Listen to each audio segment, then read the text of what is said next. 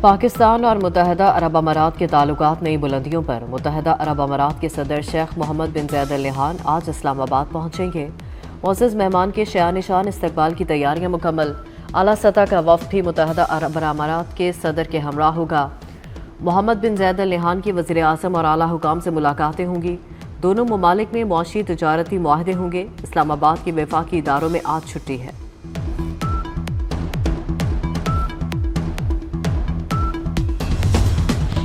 ملک کے بالائی علاقوں میں سردی کی شدت میں اضافہ۔ لیا میں پارہ -10 تک گر گیا۔ استور میں -6 اور گوپس میں -5 ڈگری۔ اسکردو اور ہنزا میں پارہ -4 ڈگری تک گر گیا۔ گلگت اور دیر میں درجہ حرارت -3 ڈگری سینٹی گریڈ۔ بلوچستان میں سائبیریا کی سرد ہواؤں کے باعث سردی کی شدت میں اضافہ۔ کلات اور کوئٹہ میں پارہ نقطہ انجماد سے گر گیا۔ آج ملک کے بیشتر علاقوں میں موسم سرد اور خشک رہے گا۔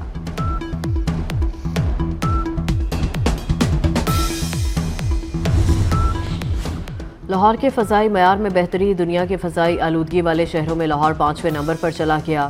لاہور میں سورج اور بادلوں کے مابین آنکھ مچولی متوقع۔ محکمہ موسمیات کے مطابق بارش کا امکان نہیں۔ آلودہ ترین شہروں میں کراچی کا 9واں نمبر۔ اسلام آباد میں موسم سرد اور خشک رہنے کی توقع۔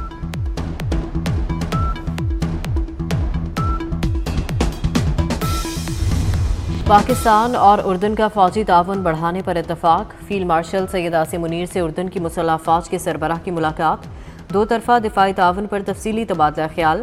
باہمی دلچسپی کے امور اور علاقائی سیکیورٹی کی صورتحال پر گفتگو۔ سیکیورٹی چیلنجز سے نمٹنے کے لیے مشترکہ تعاون پر اتفاق۔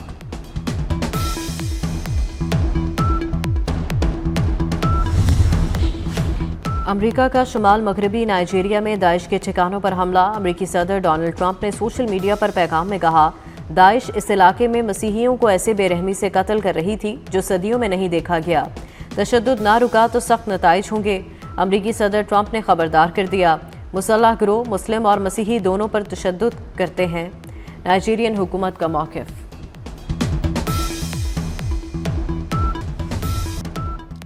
ٹرمپ کی خارجہ پالیسی میں پاکستان ونر، بھارت لوزر قرار۔ ٹرمپ کی فیلڈ مارشل سید عاصم منیر سے ذاتی رغبت پیش رفت میں اہم عنصر رہا۔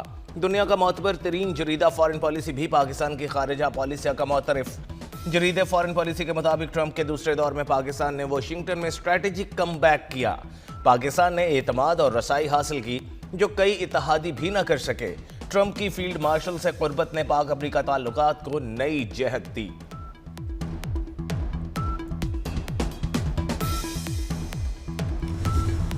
پاکستان کی فوجی کامیابیاں عالمی دفاعی ماہرین کی توجہ کا مرکز بن گئی۔ امریکی میگزین نے پاکستان کو عالمی توجہ کا مرکز قرار دے دیا۔ سال 2025 پاکستان کے لیے اسٹریٹجک واپسی اور عسکری اعتماد کا سال ثابت ہوا۔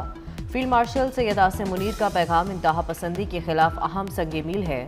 امریکی میگزین کے مطابق عسکری قیادت کے واضح ویژن نے ریاستی رٹ کو مضبوط کیا۔ پاک بھارت جنگ کے بعد بھارت کے واشنگٹن سے تعلقات پر دباؤ آیا۔ دی ڈپلومیٹ کے مطابق پاکستان کی بہترین حکمت عملی نے طالبان حکومت پر دباؤ بڑھا دیا۔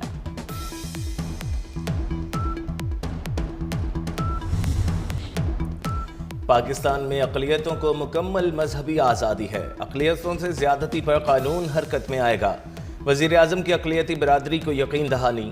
شہباز شریف کا اسلام آباد میں کرسمس کی تقریب سے خطاب۔ کہا، یہ ملک ہم سب کا سانجھا ہے، یہاں سب کے حقوق برابر ہیں، کسی کو مذہب کے نام پر منمانی نہیں کرنے دیں گے۔ مئی میں دشمن کے چھکے چھڑائے، شاہینوں نے بھارت کے 7 جہاز گرائے تھے، تب قوم کو ایئر کوموڈور سیسل یاد آئے۔ فیلڈ مارشل سید عاصم منیر کی راولپنڈی کے کرائسٹ چرچ میں کرسمس تقریب میں شرکت۔ مسیحی برادری کو کرسمس کی مبارکباد دی، نیک تمناؤں کا اظہار کیا۔ فیلڈ مارشل نے قائد اعظم محمد علی جناح کو بھی خراج عقیدت پیش کیا۔ بانی پاکستان کے مساوات، آزادی اور مذہبی ہم آہنگی کے ویژن کو اجاگر کیا۔ فیلڈ مارشل کا بین المذاہب ہم آہنگی، باہمی احترام اور اتحاد کی اہمیت پر زور۔ وزیر داخلہ محسن نقوی کی اسلام آباد میں گرجا گھر آمد۔ Our Lady of Fatima Catholic church آمد پر بشپ نے محسن نقوی کا استقبال کیا۔ وزیر داخلہ کی کرسمس کی تقریب میں شرکت۔ مسیحی برادری کو کرسمس کی مبارکباد دی۔ بچوں نے محسن نقوی کو ویلکم پھول پیش کیے۔ محسن نقوی نے کہا، کرسمس خوشیوں، محبت اور بھائی چارے کا پیغام دیتا ہے۔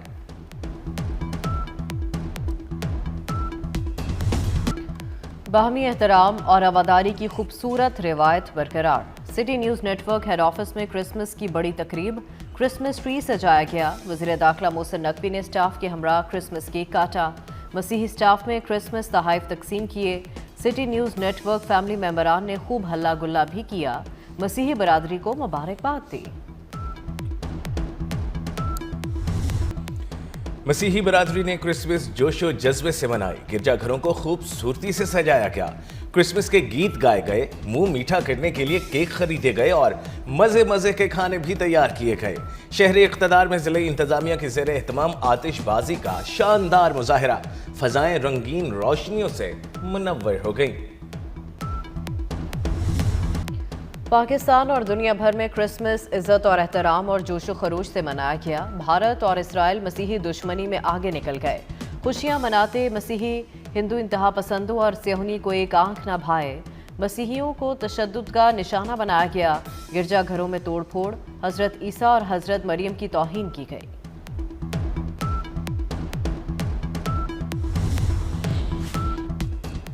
ویٹیکن سٹی میں کرسمس پر خصوصی عبادات، پوپ لیو کا جنگوں کے خاتمے کا مطالبہ، غزہ کے فلسطینیوں کا بھی ذکر کیا، فلسطین، لبنان، شام اور یوکرین میں امن کی دعا کی۔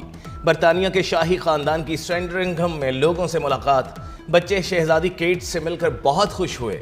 امریکی صدر ٹرمپ کی بھی کرسمس پر مبارکباد، ڈونلڈ ٹرمپ کی بائیں بازو کے لوگوں پر کڑی تنقید، سوشل میڈیا بیان میں کہا گندے لوگوں کو بھی کرسمس مبارک ہو۔ دنیا بھر میں مسیحی برادری کے مذہبی تہوار کرسمس کی رونقیں، ہر طرف روشنیوں اور خوشیوں کے ڈیرے، مبارکبادوں کی گونج۔ سینٹا کلاس کی جانب سے بچوں میں تحائف کی تقسیم، بچے خوشی سے نہال، چرچز میں دعائیہ تقاریب، مسیحی برادری کی ایک دوسرے کی دعوتوں۔ اسپیس اسٹیشن میں بھی کرسمس کی خوشیاں منائی گئیں۔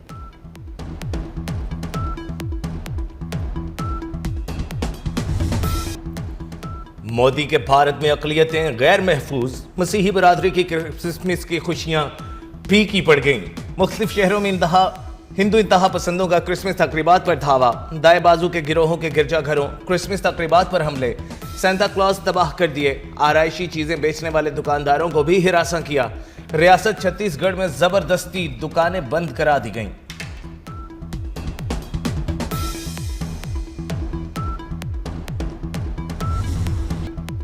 بلاول بھٹو نے کراچی میں انڈس ہسپتال کی نئی عمارت کا افتتاح کر دیا۔ اپنے خطاب میں کہا غریبوں کا خیال رکھنا ہمارا منشور ہے، روٹی کپڑا اور مکان ہی ہماری سیاست کا محور ہے۔ سندھ حکومت عوام کی صحت کی سہولت کے لیے کام کر رہی ہے، کوشش کر رہے ہیں کہ علاج کی سہولتیں مفت دیں۔